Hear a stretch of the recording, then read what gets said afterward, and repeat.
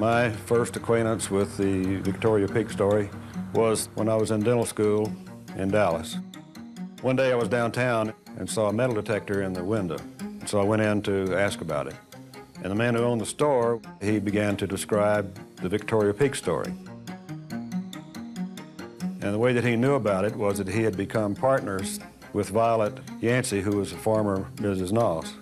Violet had given him the parchment map that Doc Noss had found in the cave and brought out. And after a lot of pressure from me, I finally got him to take me downtown one day and open the box and get it out and let me look at it.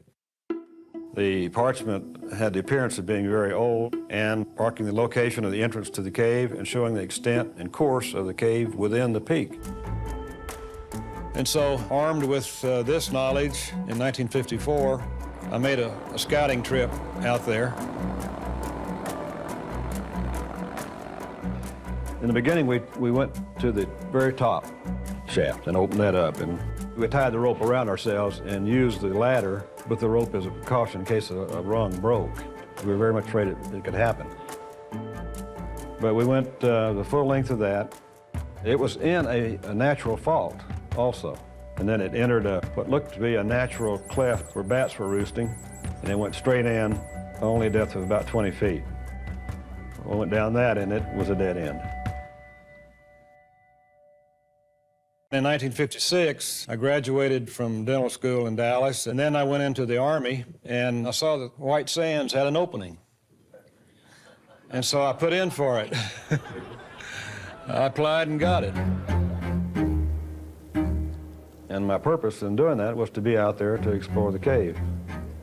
120 days after OVA's kicked off, Orrin is now inside of the peak, literally the first person since OVA was evicted.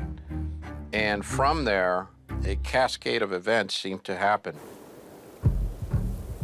Using hunting as an excuse, we wandered into the area quite regular.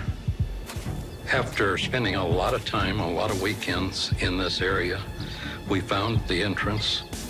He claims that they spent 3 months following the tunnel and widening it as they went.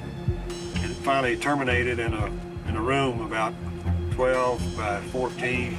In the middle of this room was 2 stacks of material, and they were bars of something. It was very, very heavy, and as we scratched it with a knife, we had no doubt whatsoever in our minds that it was gold.